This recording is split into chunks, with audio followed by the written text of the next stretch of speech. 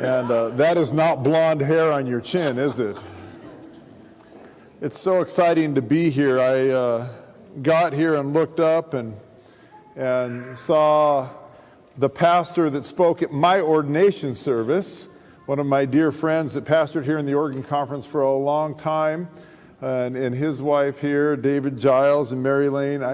You guys, thank you for being here. And I see some former parishioners of mine on their way down to school and their parents from the Skagit area. Good to see the Schmidts here. And I see Katie and Josh over there. I baptized Katie when she was a teenager and married she and Josh. And welcome to your new church family. You think I'm joking? What do you want? As you were talking about that and building me up, I can tell you that the words of Mick Jagger came to my mind. You don't always get what you want, but sometimes you get what you need.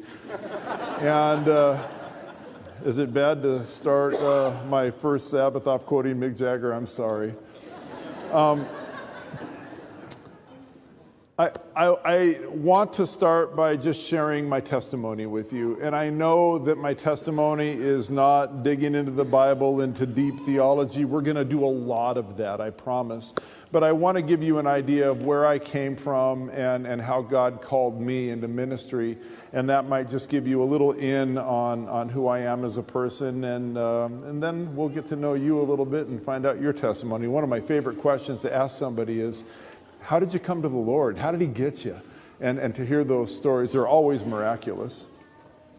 My story starts thousands and thousands of feet up in the air in a small airplane with the letters and numbers on the side of it, N2608 Romeo, a Cessna. My dad and I were in the front seats, and we were flying from Everett, Washington, Payne Field, down to Southern California to visit his friend Ted Eskandarian. And we were in the airplane, and I had brought some things to play with, and I was playing with those things, and I, you know, like children can do, I got a little bored and started my mind wandering, and I thought of some things that children think of, and I was going along, and I ran out of things to think about. And so my little mind, I don't know how old I was pretty young, started to wander. And I started to think back. And as I thought back, I remembered, 5 years old, and I remembered 4 years old, and I remembered 3, and I remembered some things from when I was 2 years old before we moved to Seattle. I remembered some things from when we lived in West Covina, California. And then I couldn't remember anything. And I thought, well, I don't remember anything from, I wonder where I came from. Where did I come from? It was the first time in my little life that it dawned on me that I knew I existed. I mean, I could hear the hum of the plane and the toys, and I could smell the cigarette smoke from my dad, who cracked that little window and would try to blow the smoke out, but it would just circulate and hit me in the eyes. So I knew I existed. I was feeling like I existed, but I didn't know where I came from. And I knew, like you knew when you were that age, that my dad knows everything. So I decided to ask him. And I turned and I looked at him, and he was flying the airplane, and I said, Dad, where did I come from? And he turned and looked at me, and my dad had this amazing talent to talk and have a cigarette stick to the bottom of his lip, and it would never fall out. It was just amazing. Like a conductor with a wand. He said, what do you mean? I said, where did I come from? And he said, what do you mean? And I said, Dad, I can remember back to a certain point, but then I don't remember anything. And I realized I don't know where I came from. Where did I come from? And then he realized what I was asking. He was not ready for this talk. And he panicked. And he turned forward and he looked out the front of the airplane and he was flying the airplane. And I waited. Dad, wait, I'm thinking. He's flying, and then he gets this look on his face of satisfaction, like something dawned on him. By the way, Joshua, great job reading Scripture. Thank you for doing that today. He looks at me and he said, your mom and I bought you at the baby store. And I looked at my dad. I said, the baby store? What's a baby store? He said, that's where you get babies. He said, we decided to have a baby, so we went down to the baby store. And the nice lady at the baby store, they showed us all the babies that were for sale. I said, really? He goes, oh, yeah.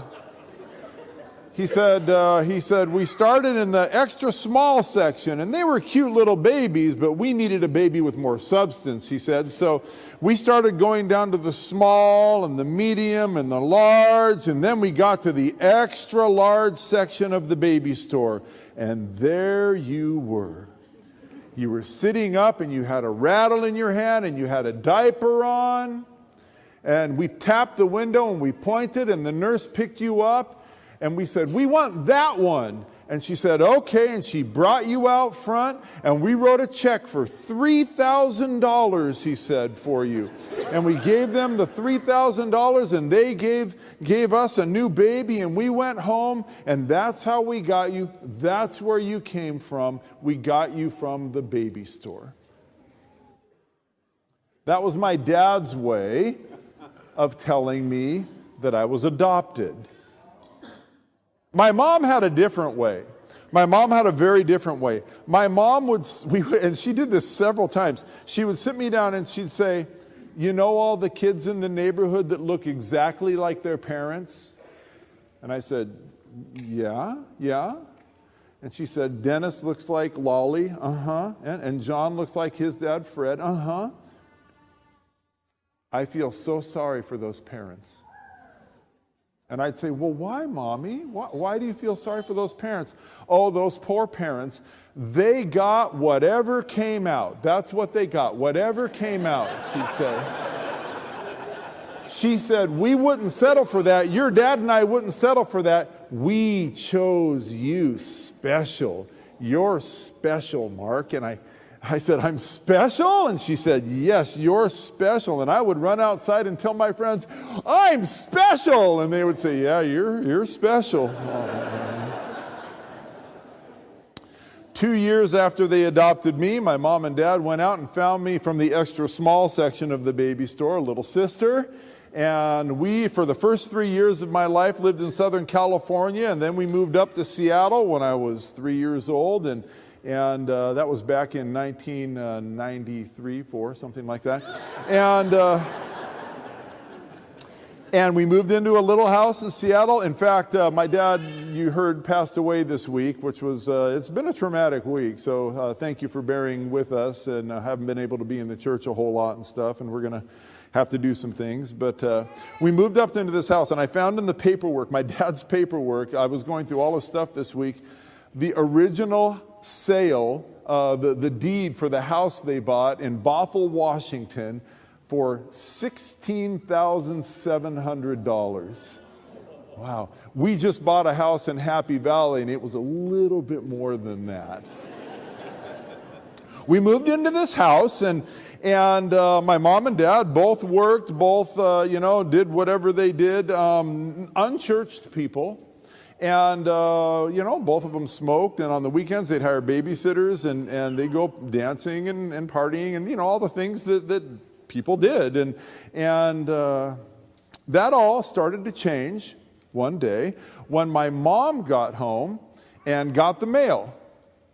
She got the mail, and she came in, and she was rifling through the mail, and there was a pamphlet in the mail that was oddly shaped, and it had weird pictures on it, pictures that she'd never seen before. There was a picture of what looked like some world leaders and a picture of the Pope. And behind the Pope and these world leaders was a big nuclear cloud. This is back in the 60s. And there was a picture of some really mean-looking people that looked grumpy. And on the other side, there was some picture of some people kneeling down with their hands up in the air like this, and rays of light were shining down on them. And on the front of the thing, the letters said, Prophecy Seminar. I thought, oh, that's interesting. And she came in the house and she was looking through it, and she showed my dad, hey, what do you think of this? And he looked at it and he opened it up, and there was going to be a guest evangelist in town at the local high school and the whole local high school gymnasium. And he's looking at it and he's trying to find who these people are. Well, back in the day, we tried to trick people, We'd get them there and say, we're Seventh-day Adventists.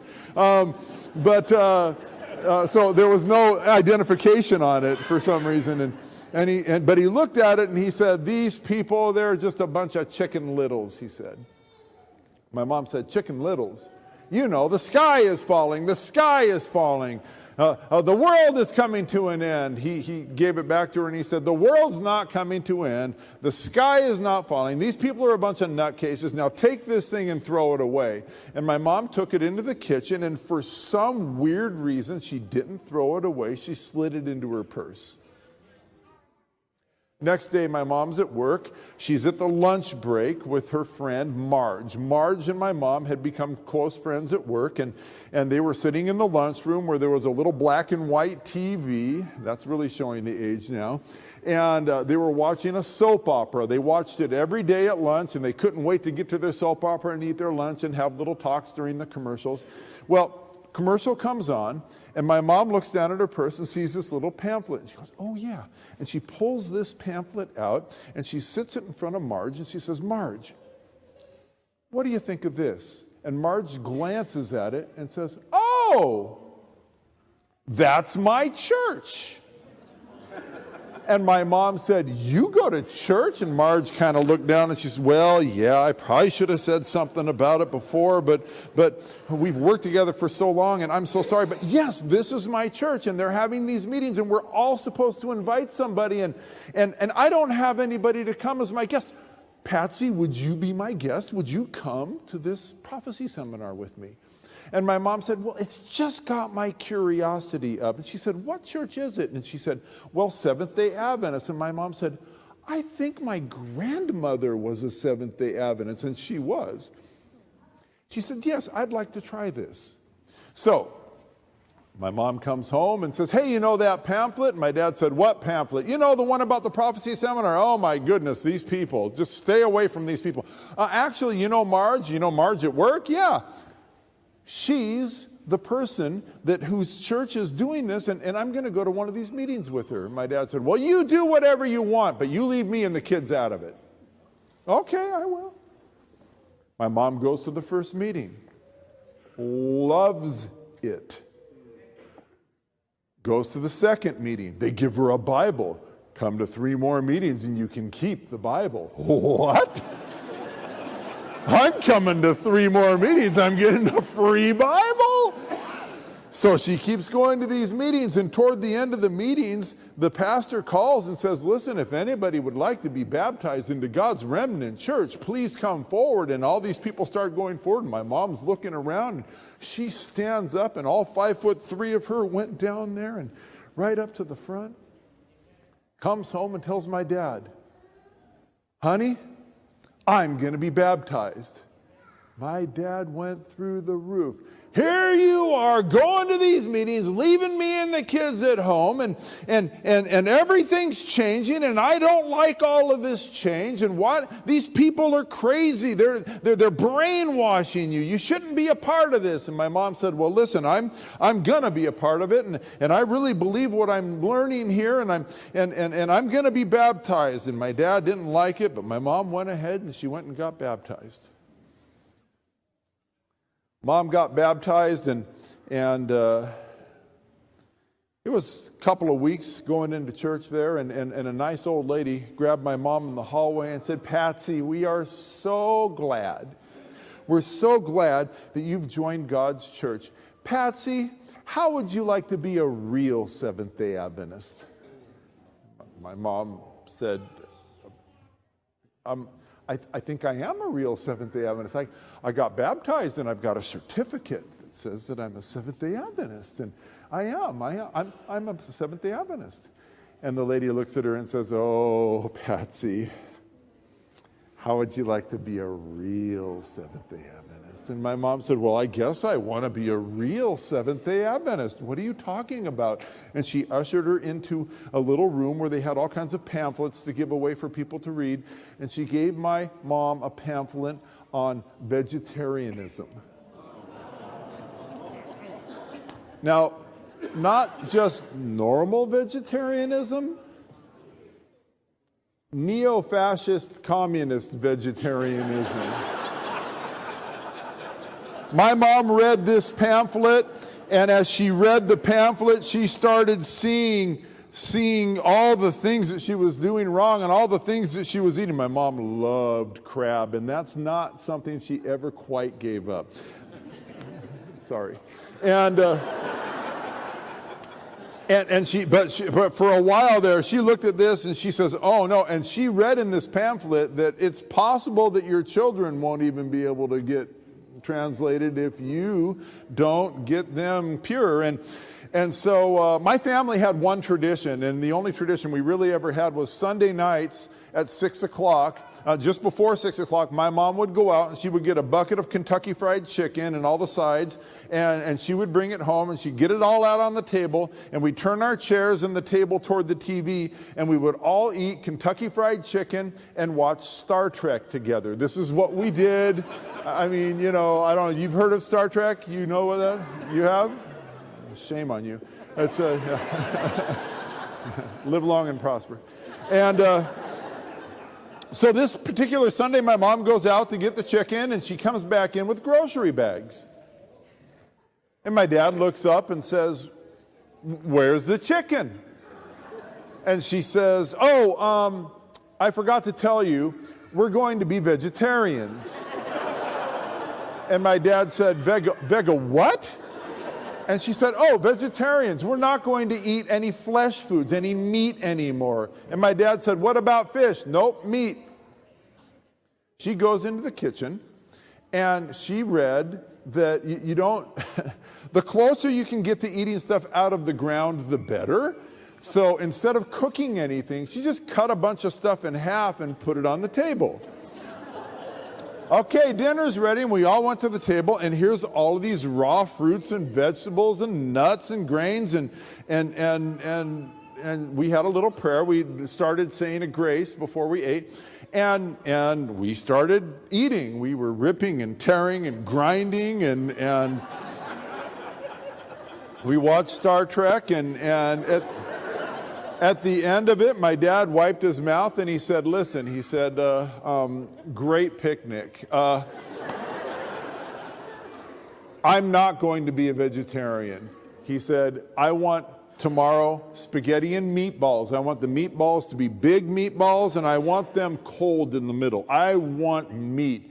And my sister and I were looking at my dad going, come on, Dad, if ever you came through for us, you've got to come through us. And we're looking at him, and he sees us, and he goes, I don't care what you do with the kids. I want meat. We're like, oh. God.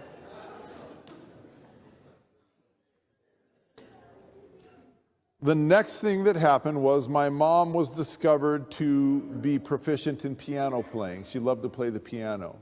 And if you play the piano in a Seventh-day Adventist church, it's not long before somebody from a children's division is going to find you and say, could you please come and play the piano for our children's division? So my mom, of course, said yes, and she went in and she started playing the piano. And as she's playing the piano in the children's, who has come to Sabbath school? Not my kids. They would really like this. I mean, kids were having fun in Sabbath school. They were banging sticks together, and they were felting the felts, and they were Father Abraham choreographies, and everything was really cool in Sabbath school. My mom thought, my kids would really, really like this. So she goes home and she starts to talk to my dad. You know, they have some really neat kids programs at the church. What are you saying? Well, I was thinking maybe I could bring the kids to the church sometime.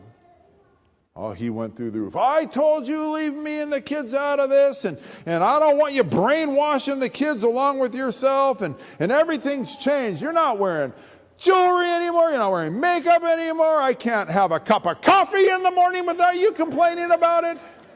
Oh, boy, has that changed.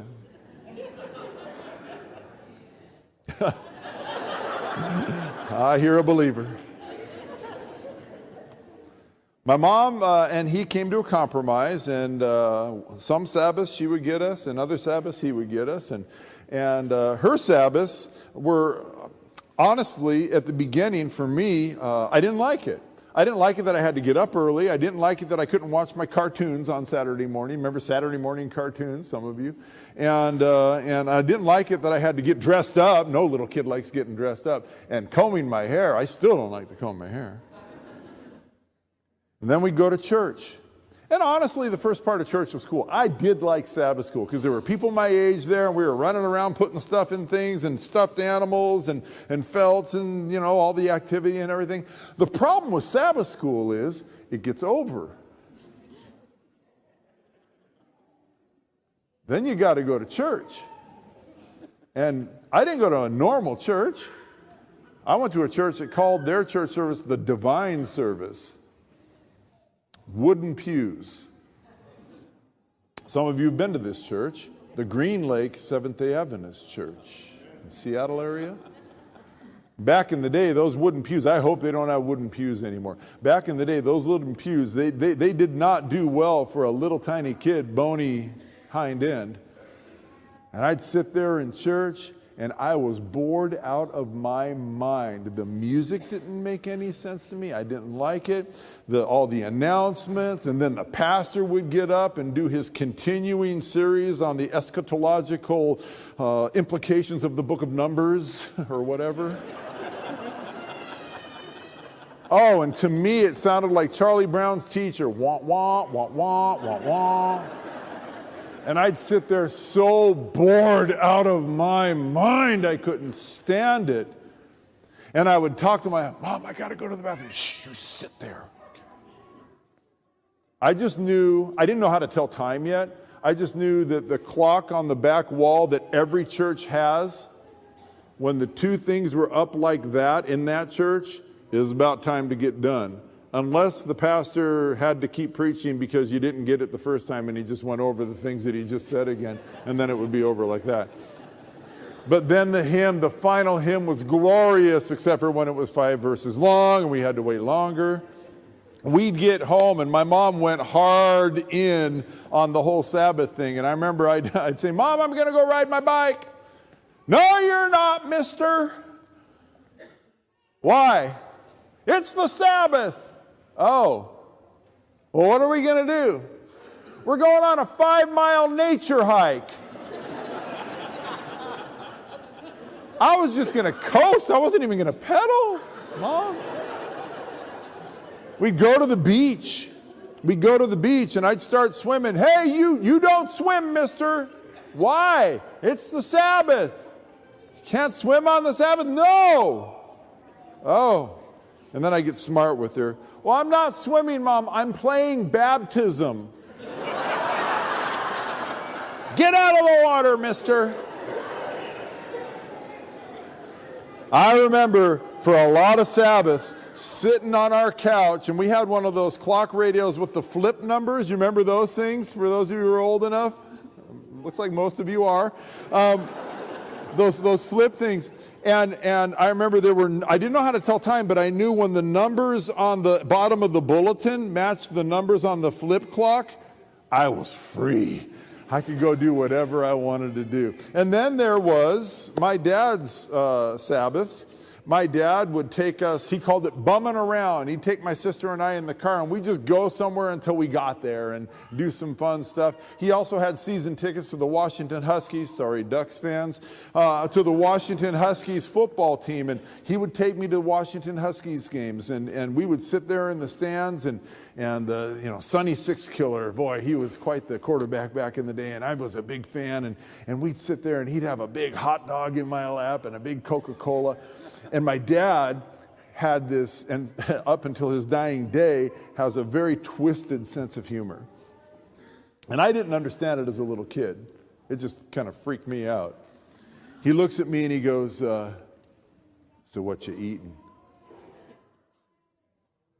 Hot dog? You bought it for me. What's in that hot dog? And I could truthfully say, I don't know. And he said, there's pork in that hot dog, isn't there? He knew my mom was teaching me I wasn't supposed to be eating pork anymore. What you drinking? Soda. It's Coca-Cola, isn't it? Yeah, so? There's caffeine in that Coca-Cola, isn't there? My mom had told me, no caffeine. I said, oh. And then he'd look at me with a big smile on his face. What day is it? Saturday? It's the Sabbath. My mom told me there were certain things I wasn't supposed to be doing on Sabbath anymore, and my mom's teaching was weighing on me, and my dad was playing on my feelings. And then he'd look at me with this twisted smile and say, God'll get you. And it kind of terrified me when I was a kid. It really did. My mom wanted to raise us as happy little Seventh-day Adventists, and my dad wanted to raise us as happy little pagans. And the polarization in my life and in my sister's life was very much felt. And the polarization in their marriage started getting really, really serious. To the point that finally, about when I was 13 years old, they ended up divorcing. It was all over this split in philosophy and religion and everything. And they fought a lot about my sister and I, big, huge fights about what school we were going to go to, an Adventist school or a public school. And my mom ended up paying for public or for Adventist school, and my dad just couldn't figure that out because it was a free public school just right down the road, and it was a good one too. He couldn't figure that out, and she was paying tithe, and this is less money in the family, and so they got to the point where they finally divorced, and this crushed my mom. She never ever wanted that, ever. I remember sitting in my bedroom and hearing through her door just her crying and crying and crying over the fact that she and my dad weren't together anymore. And that was really hard to hear. And, I'd ask her if there was anything I could do. No. Just be the man of the family, she said. Be the man of the family, which pretty much meant that I had to take the garbage out. My dad went through a second childhood, bought himself a Firebird, started unbuttoning his shirts down to here with lots of gold chains and, the comb-overs and everything. It was weird not having two parents around, but it wasn't that weird because my parents really didn't know what my sister and I were doing. We grew up in a neighborhood with lots and lots and lots of kids our age. And my friends raised me. My parents didn't raise me because they both worked. And after they got home, we'd eat dinner, but my sister and I'd be out in the neighborhood the whole time, which meant that we started doing things at a pretty young age that kids ought not to be doing. And I'm not going to go into any detail into what those things were, but we were putting things into our bodies, inhaling and drinking and things like that just, are poison and they ruin lives. And my sister and I got into that at very, very young ages. I remember my dad one time caught me smoking behind the house with one of my friends. I had stolen one of my dad's cigarettes to do this. And he caught me, and he sent my friend home, and he was just wailing on me and yelling at me for smoking cigarettes and how bad that was for me while he had a cigarette in his mouth. It was that kind of a thing. So dad's gone, mom's single, and that was our new reality. Well, that reality changed my 8th grade year. My mom was traveling during a summer. Every weekend she would leave the house and she would go to Walla Walla to visit my aunt and uncle. and they were very involved in prison ministries, very involved, still are. And so she was going to the prison with them every weekend. And she comes home one day, and we didn't know she was doing this. We just knew she was gone to my aunt and uncle's house. She comes home after one weekend, toward the end of the summer, and she says, "Kids, I need you to sit down. I got something I got to tell you." Okay. "I'm getting married." "What? Married? You're not even dating anybody?" "Oh, I've kind of been seeing somebody." "Who?" "Well, kids, this is the thing. It's a little complicated. His name is Donald." Okay, it's a decent name, Donald. "What else about him?" "Kids, he's in prison."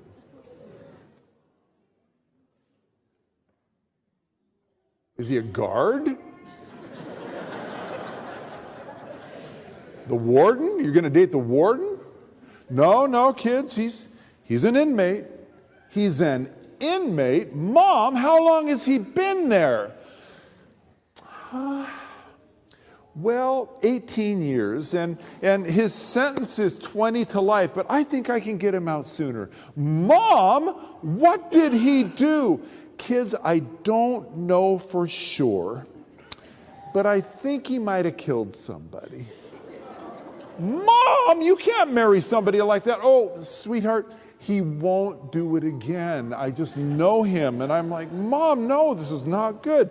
"And kids, you're going to meet him this next weekend. We're going to go to Walla Walla. You get to meet your new stepdad." Okay. She takes us to Walla Walla the next weekend, takes us into the maximum security prison, and we go into this little room, and we meet our new stepdad to be. Big guy. 6'3", 265, muscles on his muscles. Looked like he was smuggling grapefruit under his shirt. Tattoo, big tattoo. It's kind of a thing now, isn't it? We go home, we start writing letters to the parole board. Please let him out. He promises he won't do whatever he did again. Turns out, after my stepdad died, I did some research. Google is amazing. And I found out what he did. He was living here in Oregon, and a 40-year-old Lutheran church worker went to give him a tract about Jesus. And he was the only one home. He was 17 years old. He opened the door, and he ended up, and I'm just going to make it delicate because we got young ears in here, but he killed her and did other things to her and then killed her and then left her body on the side of a road. He came back after the whole thing happened to clean up, and his mom had come home unexpectedly and found all this blood all over the house and called the police, and they came, and they were all scratching their head thinking, "Oh no, something's happened to Donald." And he drove in with blood in the pickup truck bed, and the police said, "What happened?" And he just confessed, and off to prison he went. Nobody knows why he did it. This was who my mom was marrying. We wrote letters to the parole board, and they said, "Seems like a good guy, we'll let him out." They let him out early, a year and a half early. He was in a halfway house for a month, and then after he was in the halfway house, he had a little ceremony in the little church we were going to, and we had a new stepdad in my house. And for the first couple of weeks, it was okay. He was nice enough. And then after that, it got brutal.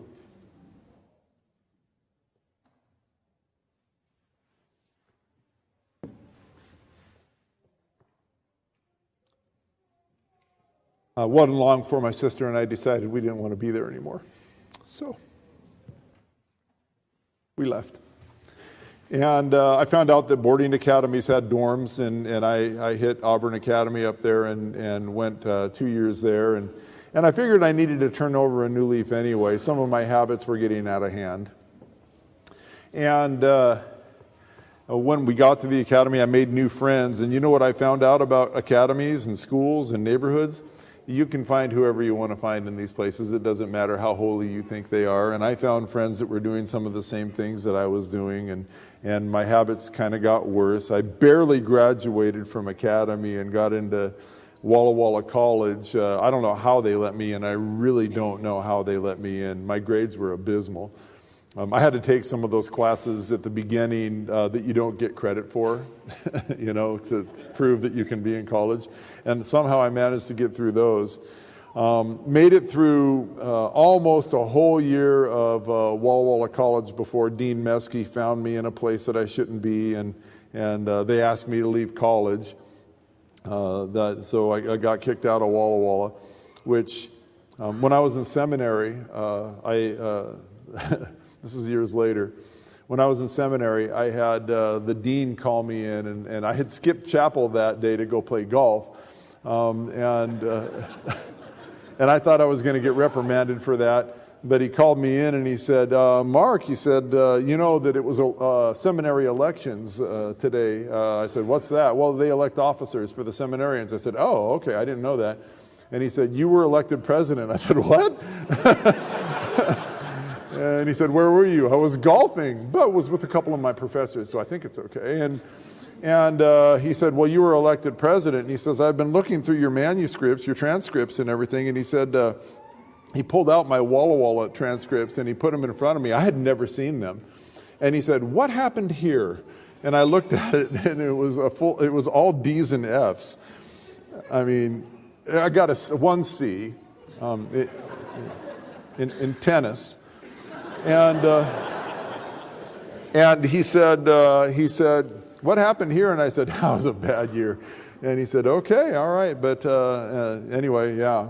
So I declined the presidency because I was busy with 2 youth groups and another church and golf. And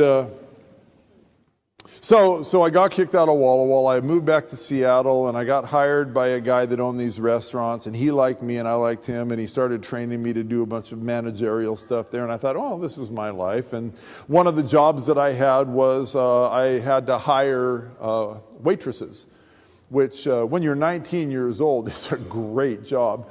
And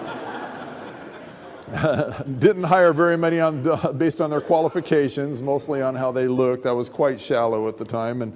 And there was this one girl that I hired that I was particularly attracted to. And a few months after hiring her, I asked her out on a date for New Year's Eve. And she said yes. We went to a concert in the Seattle Center Arena, went and saw a group called Heart. And we went to this concert, and toward the end of the concert, when the midnight happened and the balloons and the glitter and everything were falling, everybody in the whole Coliseum was kissing. And so I said, oh, we might as well kiss too. So we did. And we were on the way home, and I said, man, I really like you. And she said, oh, I like you too. I said, I think let's be boyfriend and girlfriend. And she said, yeah, I'd really like that. And I said, you should move in with me. And she said, yeah, I think I will. That's great. I'm going to move in with you. I said, okay, I'll come pick you up tomorrow. And the problem was she was a junior in high school, and her dad and mom weren't fond of the idea. But her dad had a real drinking problem. And anyway, he brought her over in the pickup truck with all of her stuff and moved her in and left. And there we were together, a couple of idiots. And first few weeks it was quite wonderful, and because the newness of magic love and all of that kind of stuff. But then we got to know each other, and well, that was not great.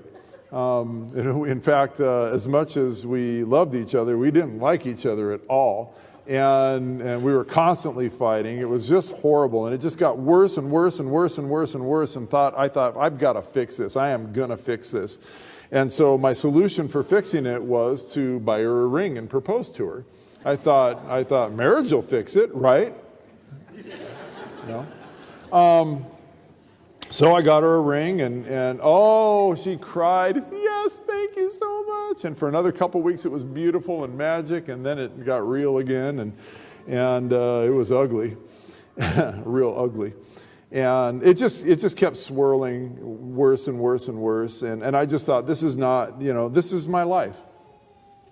My life is this. I've never seen a happy marriage. I don't know what they look like. So this is marriage. It's better than being alone, I thought. And I'm just going to settle for this. And that's okay. I don't mind settling. I'm so glad that God doesn't settle. I'm so glad that God didn't look at my situation and go, okay, if that's what you want. Just when I thought I reached rock bottom and this is what I was going to settle for, God knew, okay, now's when I'm going to make my move. It was a Sunday morning. I had gotten up late. It was 11 o'clock in the morning or something like that. It was probably early for me. And knock on the door. I go and open the door, and this man is standing there. 5'6", 5'7", maybe with heels. Beautiful, shiny, bald. Cheap leisure suit. Big Bible. And he had the most irritating habit. When he talked, he would smile, raise his eyebrows, and stand on his toes. And he looks at me and he goes, "Hi." I said, "Hi. You Mark?" "Yeah, who are you?" "I'm Pastor Dave. I'm your mom's pastor. May I come in?" Before I could say anything, this little man, put his hand on my chest, moved me out of the way, and walked into my house and sat in my living room. And I watched him and I thought, what a strange little man. And I followed him and I sat down and I said, what do you want? "Mark, did you know your mom loves you?" "Yeah, I know my mom loves me." "Did you know that she prays for you every day?" "Yeah, I know she prays for me every day." "Mark, we're having some meetings at the church and we would like you to attend." "What kind of meetings?" "They're prophecy seminar meetings." I said, "Oh, I am not interested."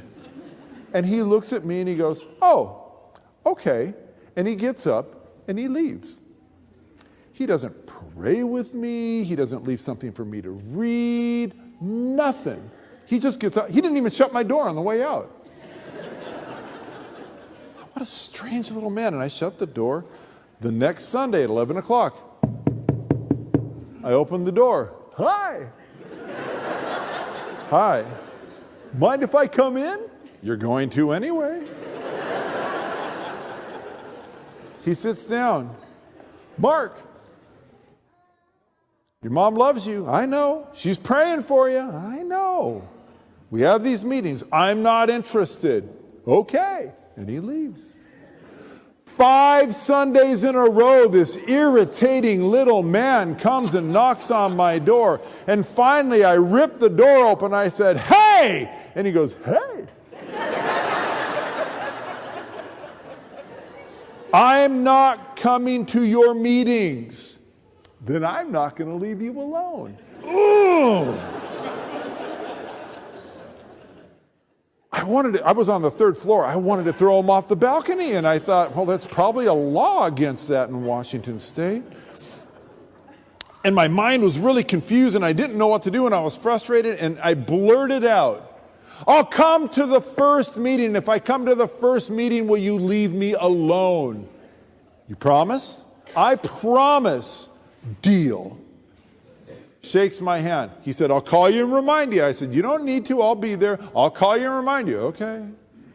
Calls me the night before. "Remember, you're coming to the meeting." "I know." The night of the meeting, I'm getting dressed. My girlfriend gets home from work and she sees me getting dressed. I knew I was going to a church and I needed to put something on a little nicer. I didn't have very nice stuff, and she looked, "Why are you getting dressed up?" "Oh, yeah, I'm going to church."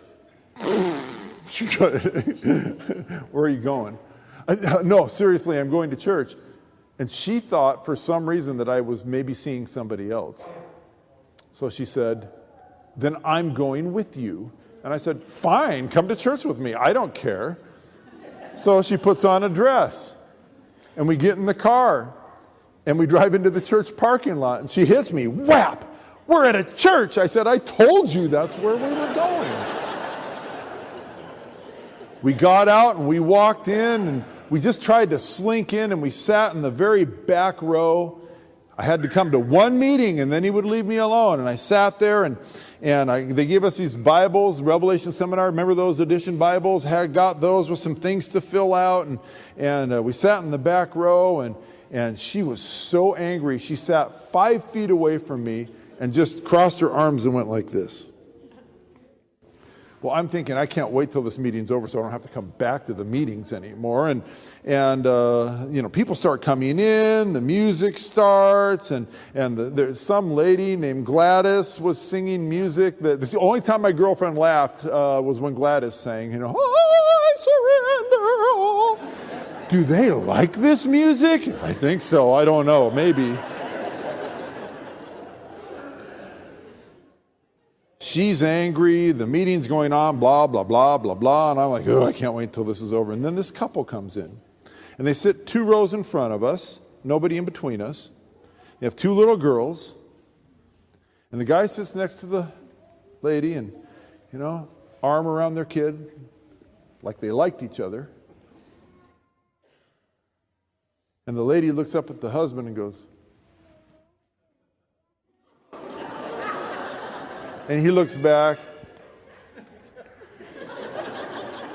And I look at that and I'm like, oh, this is not real. It's a setup. Who are these people? The little girls. Mommy.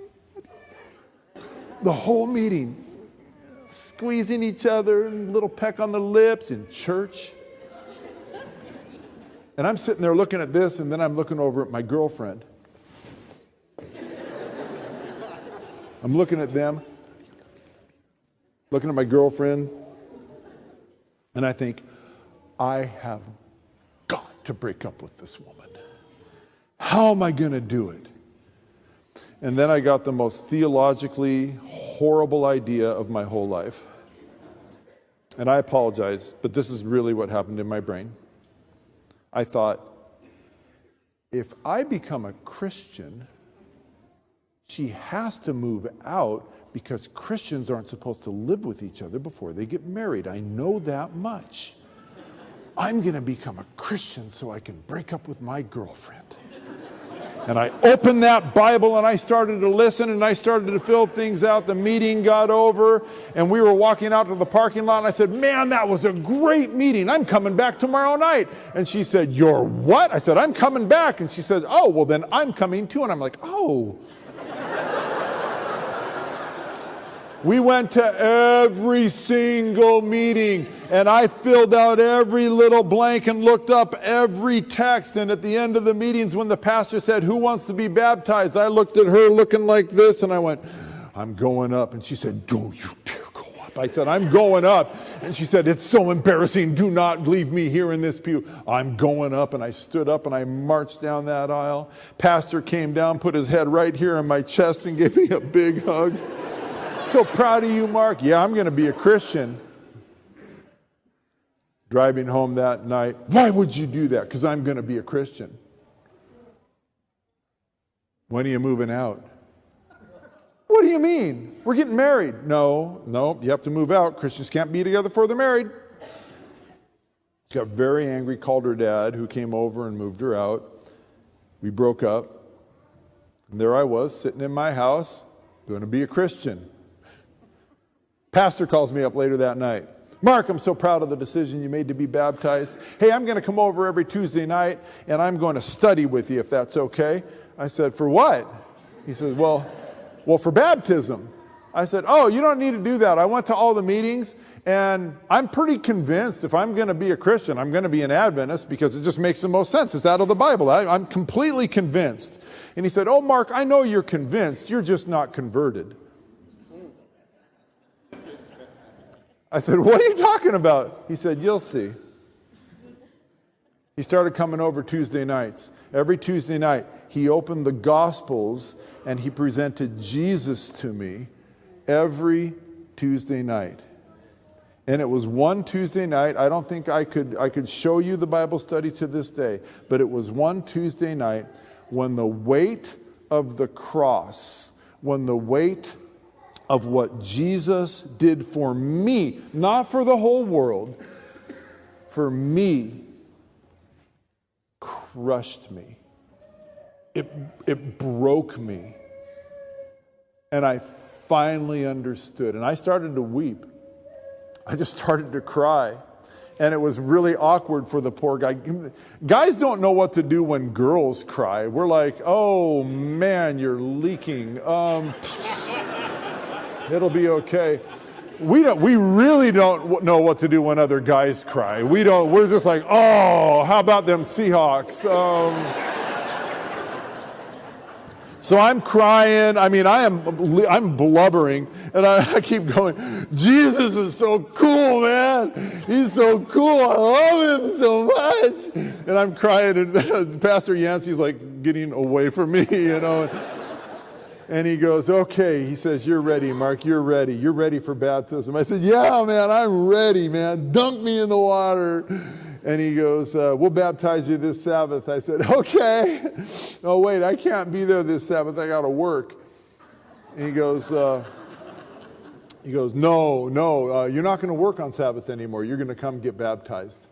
I said, but I got to work. I'm scheduled, and I got to pay rent and eat and stuff. No, Mark, he says, no. You're going to be baptized this Sabbath. We had an argument about it. He got mad, and he takes his books and he stomps his foot and he goes, you're going to be baptized this Sabbath or else. And he walks out the door. And I yell after him, I'm going to be at work. This was a Tuesday night. The next day is a Wednesday morning. I am in the store that I'm working in downtown Seattle, right underneath the monorail. And these people from across the street at the local television station come in. They came in for lunch almost every day. And we had a little deli and stuff like that. So he comes in, and this one guy named Rich, who I'd gotten to know a little bit, comes in. He goes, hey, Mark, how you doing? I'm doing really good, Rich. Man, I like you, Mark. I like you too, Rich. He goes, hey, Mark, we got an opening at the television station. This is the Wednesday morning after the Tuesday where we had the argument. We have an opening at the television station. Wondering if you're interested in it. What is it? And he told me about it. He said, I think you've got the personality for this, Mark. I said, oh, and then I decided to throw out my fleece. I didn't know what a fleece was, but I threw it out. I said, how about I don't work on Friday nights or Saturdays? And he looks at me and he goes, Friday nights or Saturdays? You're a Jew? I'm a Jew. The whole station is owned by Jews. You can have Shabbat, no problem. I looked at my boss who knew what I was going through, and I said, and I would usually give somebody 2 weeks, and he goes, go ahead, Mark, I'll get you covered. That Sabbath, I showed up at church. I get into the back room. Pastor Dave is there. He looks up. And he goes, I knew you'd be here. And I said, I know, and that really bothers me. But let's get baptized. He baptized me. I'm drying off. As I'm drying off, the head elder, who was the same guy who was smooching with his wife in church, comes in and he looks at me and he goes, hey, Mark, congratulations. You're in charge of the youth group. And then he shuts the door and he leaves. I'm like, what? Is this good protocol? I chased him down the hallway after I got dry, and I said, wait. I'm in charge of the youth group. What does that mean? Show up at 9:30 in the youth chapel, you'll figure it out. Okay, I guess if that's my job after I get baptized. I didn't know the difference. So I showed up at 9:30. There are 5 kids there, looking at each other and looking at me. I'm like, hi, I'm the new youth leader. So, I don't know what happened. 6 months later, we had 80 kids in the youth group.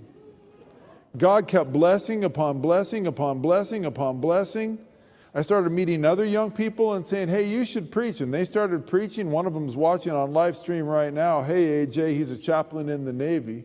Got him preaching when he was 18 years old. Then I met this girl in church. It's a great place to meet a girl. We got married. And then after we got married, we started working for the church. I didn't even have an education yet. But we started working for the church in a little academy in British Columbia. Boys Dean Bible teacher.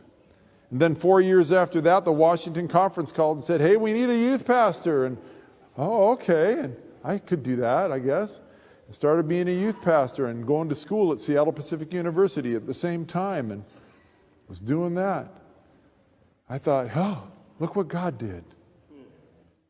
Fished me out of who knows what. And now I'm a pastor in the Seventh-day Adventist Church. This is freaky. Well, I thought I knew what God was up to. Till one Friday night before I was going to preach the next morning, phone rings. Hello? My name is Jeanette Bruner, and I'm calling from San Jose, California. May I speak with Mark Wheatus, please? Well, I knew they didn't know me because I pronounced my name Wittis, and I thought, okay, did I forget to pay a bill? What's going on here? This is Mark Wittis. Oh, sorry. Who is this? Jeanette Bruner.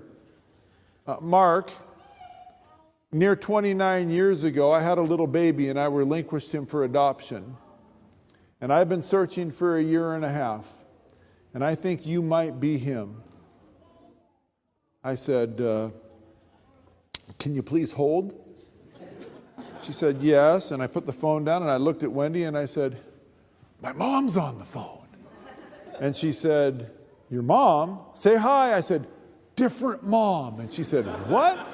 I ran down to my office and I had my adoption papers. My mom had given them to me because she had had some health issues. And I brought them out and I looked at it. First time I ever read them, I was never even curious. Didn't even dawn on me to be curious. And so I had these in front of me and I got on the phone. I said, okay. And I started reading out loud. And they referred to me as Baby Judson, Judson.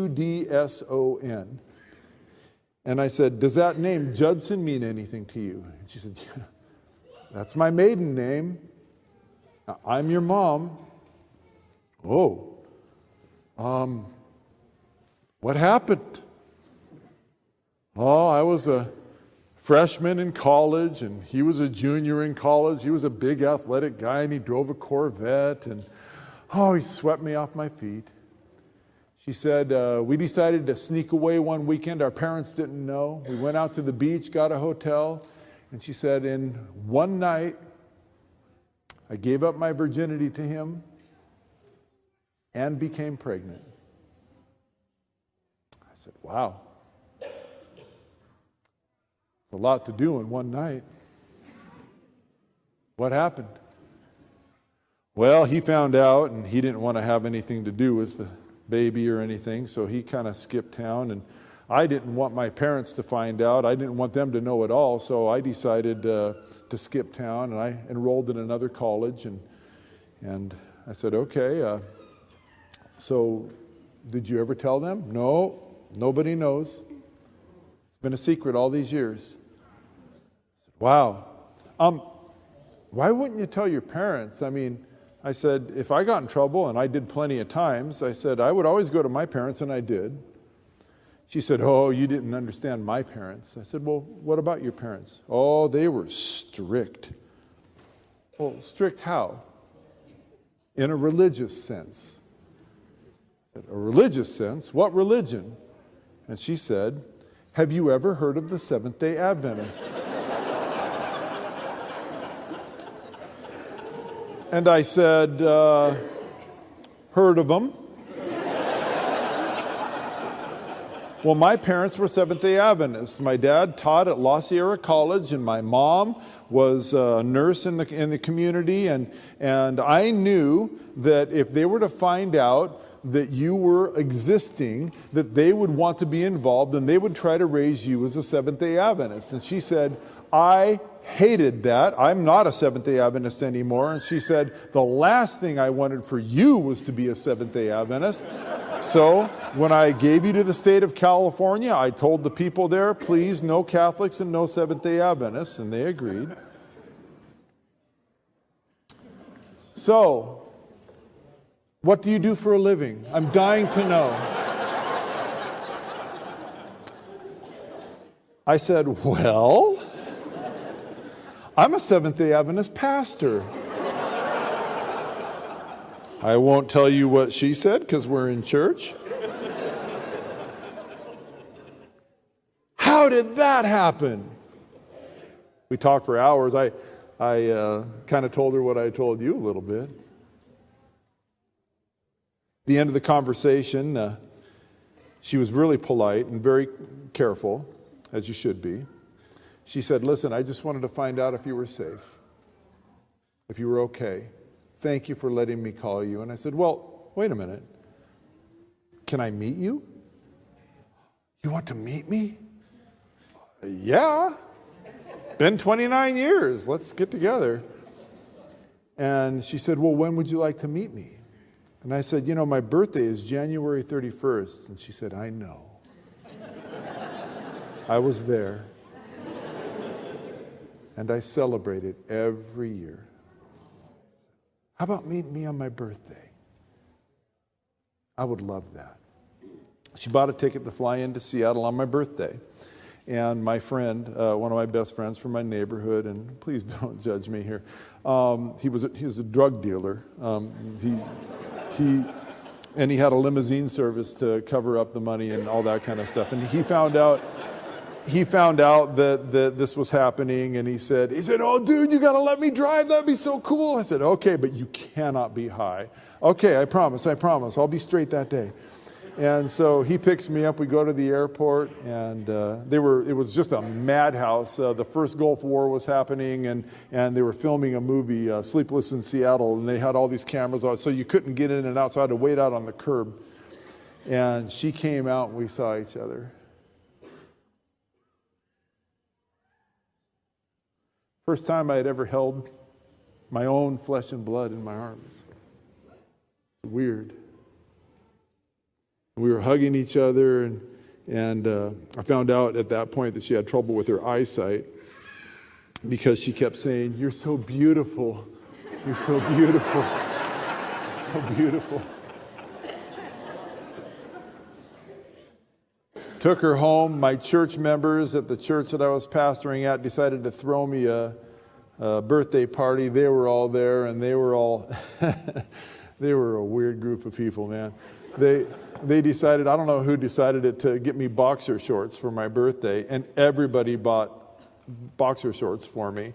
And so we're sitting there, and I'm unwrapping present after present with my birth mother there. I just met her that day, underwear after underwear, and she looked at me and she said, church is different than it used to be when I was...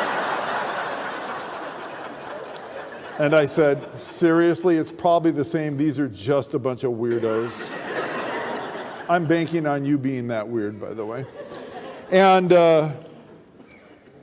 we just had the most marvelous weekend. She is, other than my wife, my best friend now. We love each other. Oh. Call each other every day. Every time we can see each other, we do. And her husband, an ex-Seventh-day Adventist that she met on a blind date in a bar. They've been married for 30 years now, and they're just the best people in the world.